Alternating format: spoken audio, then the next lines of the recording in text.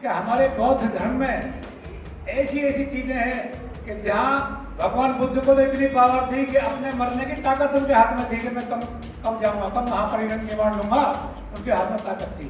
तो वो ताकत है इस बौद्ध धर्म में, चाहे तो वहां तक पहुंच सकते हैं, वो ताकत है।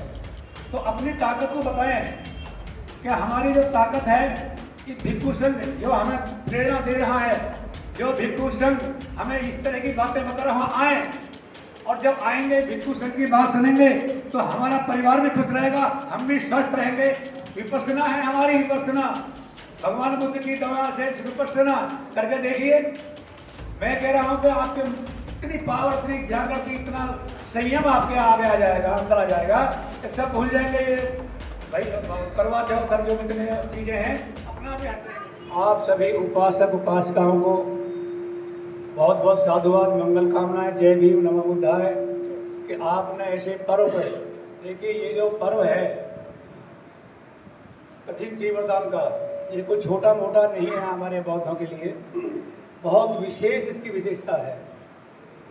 भंते जी ने, विजय घोष जी, पूज्य भंते विजय घोष जी ने ये शुरू किया था। उनके साथ साथ में हर महीने के 4 दिन, अमावस्या, पूर्णिमा और 2 अष्टमी आती है, 4 दिन जितने उपासक उपासिकाएं क्षेत्र के रहे बरकरार, उनके साथ में हमने पोषित रखा है। ये हमारा भी बहुत बड़ा कोई अच्छा कर्म होगा। भंते जी की हमारे ऊपर कृपा रही होगी कि पूरे के पूरे जितने भी ये कुपोषित हुए उसमें हम भी शामिल हुए। तो ये पुण्य का लाभ लेने का बहुत बड़ा एक जरिया है हमारे बौद्धों का, और उसको यहाँ बताने में, समझाने में पूज्य भंते विजय घोष जी का जो मार्गदर्शन रहा है वो बहुत ही अति उच्च कोटि का सराहनीय और हमारे लिए बड़ा प्रेरणादायक रहा है।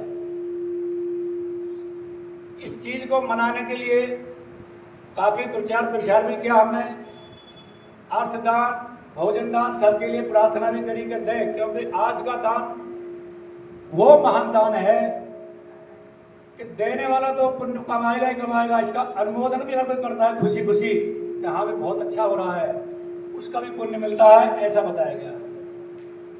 और भगवान बुद्ध ने ये जो वर्षावास के महीने, इसमें कल्याण के लिए जो हमारे उपासक उपासिका ग्रस्त लोग हैं उनके कल्याण के लिए विशेष रूप से किया है।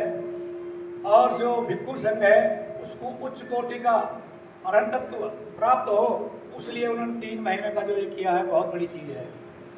इसका लाभ लेने के लिए भंते जी ने हमें अवसर दिया है।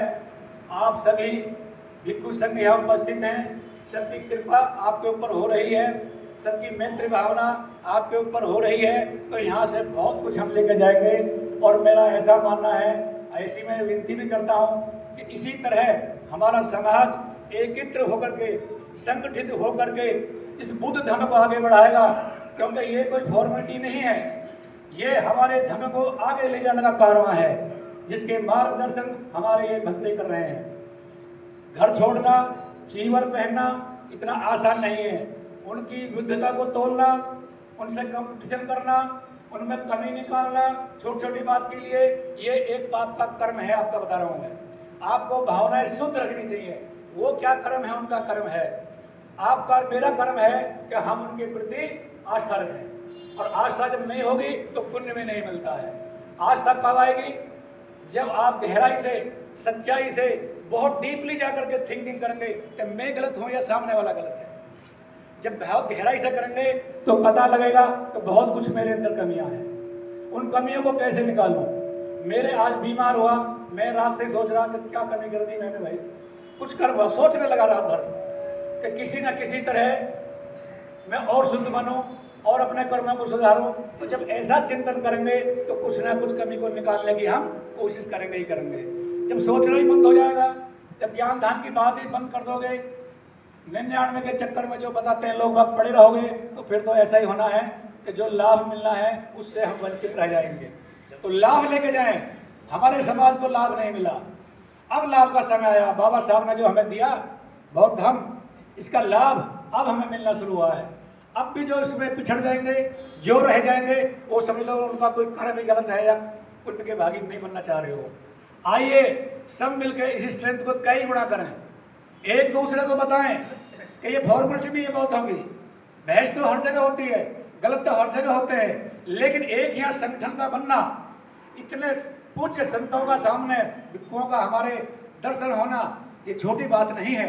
इसको मनन कीजिए, चिंतन कीजिए और समझिए कि यहाँ ना कितना पुण्य का काम है। इसलिए मैं बार बार यही रिक्वेस्ट करता हूँ कि आप एक दूसरे की कमियां ना देखें प्लीज़। गलतियाँ होती हैं और धीरे धीरे आदमी सुधारता है, तो सुधारने की तरफ चलें हम, कमियों को पकड़ के ना बैठें, एक दूसरे की टांग ना खींचें और जितना भी हो सके दान पुण्य देने की कोशिश करें, क्योंकि अब हमारा समाज दाता बन रहा है, देने वाला बन रहा है, हाथ फैलाने वाला नहीं है कि मुझे मिल जाए, ये मिल जाए, ये मिल जाए, नहीं, दो, ये हाथ होना चाहिए। ये हमें सिखाया है पूज्य भक्ति जी ने, बाबा साहब ने यही हमें धम दिया है। इसके लिए बहुत बहुत आप सभी को साधुवाद, मंगल कामनाएं और बहुत बहुत आभार भक्तों का कि वो आप इस बुद्ध विहार में आए और यहाँ उपासकों का आपने जो है बहुत ही पुण्य दिया और आशीर्वाद दिया।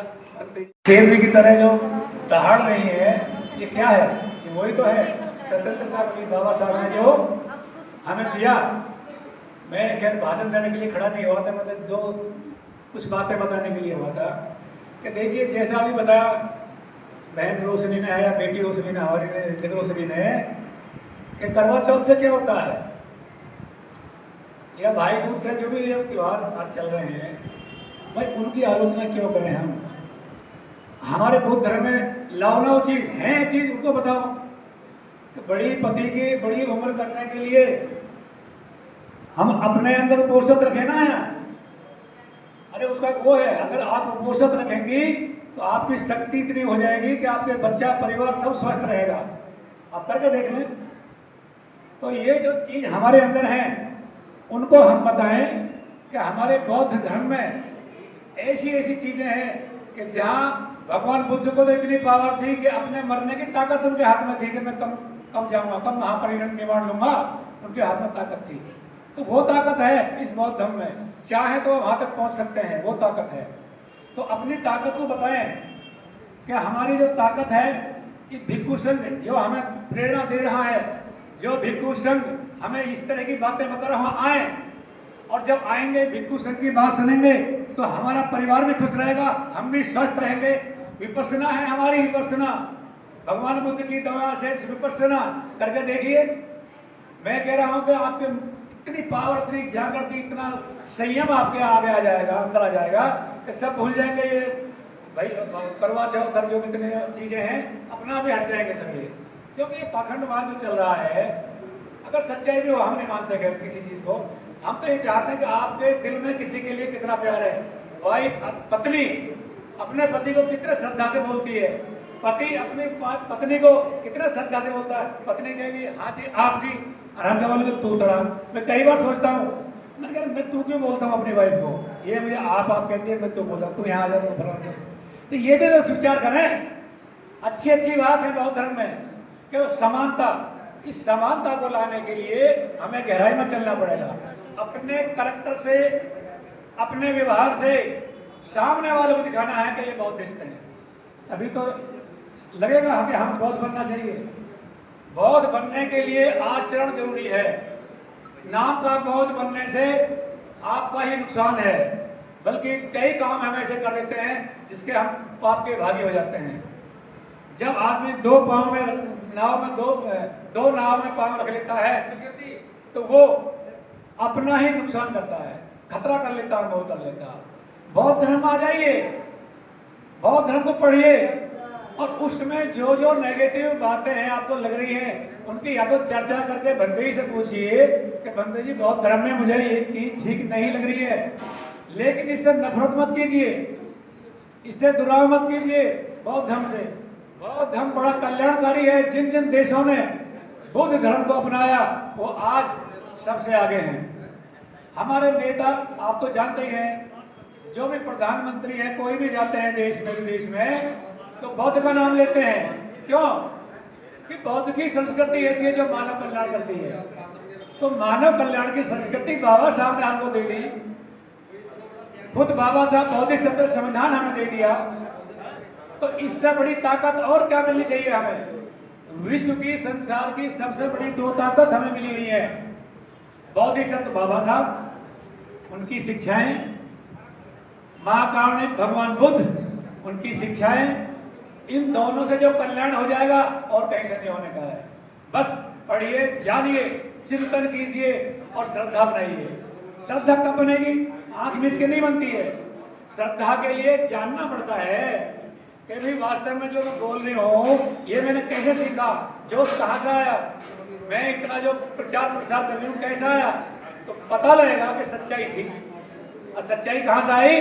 बौद्ध की शिक्षाओं से आई। तो जब बौद्ध की शिक्षाओं से ताकत मिल रही है तो उस ताकत को लीजिए।